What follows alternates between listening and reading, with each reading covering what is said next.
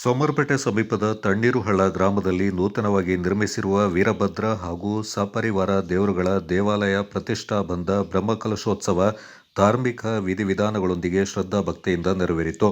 ಕಳೆದ 4 ದಿನಗಳಿಂದ ನಡೆದ ಧಾರ್ಮಿಕ ವಿಧಿವಿಧಾನಗಳ ಮೂಲಕ ಲಿಂಗರೂಪಿ ವೀರಭದ್ರ ಸ್ವಾಮಿ, ಗಣಪತಿ ಹಾಗೂ ಬಸವೇಶ್ವರ ದೇವರುಗಳ ಪ್ರತಿಷ್ಠಾಪನೆ ಹಾಗೂ ಬ್ರಹ್ಮಕಲಶೋತ್ಸವ ವಿದ್ಯುಕ್ತವಾಗಿ ಅಂತ್ಯಗೊಂಡಿತು. ಶಿವಪ್ರಸಾದ್ ಪುರೋಹಿತ್ವದ ಅರ್ಚಕರ ತಂಡ ದಿನಾಂಕ 21ರ ಮಂಗಳವಾರದಂದು ಸಾಮೂಹಿಕ ಪ್ರಾರ್ಥನೆ, ಬುಧವಾರದಂದು ನವಗ್ರಹ ಹೋಮ, ಶಾಂತಿ ಪ್ರಾಯಶ್ಚಿತ್ತ ಹೋಮ ಸೇರಿದಂತೆ ವಿವಿಧ ಪೂಜೆಗಳು ನೆರವೇರಿದವು. 23ರ ಗುರುವಾರ ಗಣಪತಿ, ಬಸವೇಶ್ವರ ಹಾಗೂ ವೀರಭದ್ರ ದೇವರ ಬಿಂಬ ಪ್ರತಿಷ್ಠೆ, 24ರ ಶುಕ್ರವಾರದಂದು ಗಣಯಾಗ, ಕಲಶಾಭಿಷೇಕ, ಪ್ರಸನ್ನ ಪೂಜೆ, ದೇವರ ಉತ್ಸವ, ದರ್ಶನ ಬಲಿ, ಮಹಾಪೂಜೆ, ಮಹಾಮಂಗಳಾರತಿ ನೆರವೇರಿತು.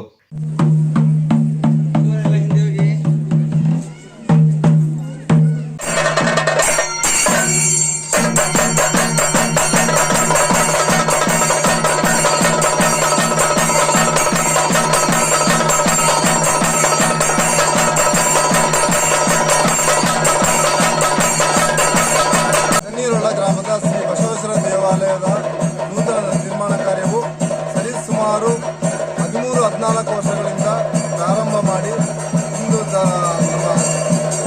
ಏಪ್ರಿಲ್ 23ರಂದು ಪ್ರತಿಷ್ಠಾಪನಾ ಬ್ರಹ್ಮಕಲಶೋತ್ಸವವಾಗಿದೆ. ಇದು 4 ದಿನಗಳಿಂದ ಪ್ರಾರಂಭವಾಗಿ ಇಂದು ಏಪ್ರಿಲ್ 24ರಂದು ಕೊನೆಗೊಳ್ಳಲಿದೆ. ಮೊದಲನೇ ದಿನ ಏನು ಹೋಮ ಹವನಗಳು ಪ್ರಾರಂಭವಾಗಿ, ಎರಡನೇ ದಿನವು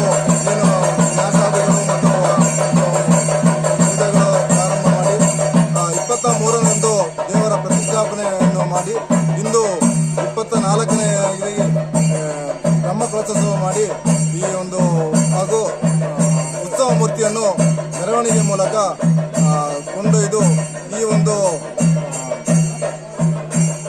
ಬ್ರಹ್ಮಕಲಶೋತ್ಸವವನ್ನು ಮುಕ್ತಾಯಗೊಳಿಸಿದ ಕನಸು, ಈ ಕನಸು ಇಂದು ನನಸಾಗಿ ಪೂರ್ಣಗೊಂಡಿದೆ.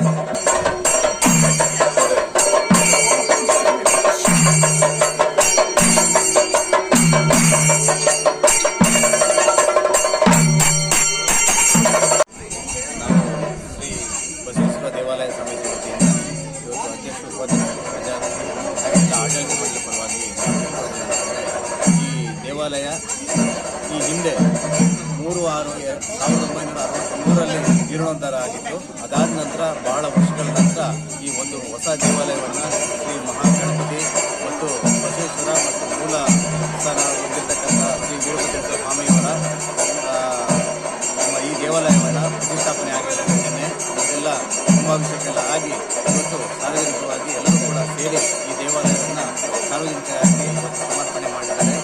ಈ ಹಿಂದೆ ದೇವಾಲಯವನ್ನು ಬರಗಳಿ ಎಸ್ಟೇಟ್ನ ಕುಟುಂಬಸ್ಥರು ಇದನ್ನು ಈ ಊರಿಗೆ ನೀಡಿದ್ದು, ಅದಾದ ನಂತರ ಈ ಗ್ರಾಮದಲ್ಲಿ ಹಲವಾರು ಜನಸಂಖ್ಯೆ ಬೆಳೀತಾ ಹೊಸ ದೇವಾಲಯವನ್ನು ನಿರ್ಮಾಣ ಮಾಡಿದ್ದಾರೆ.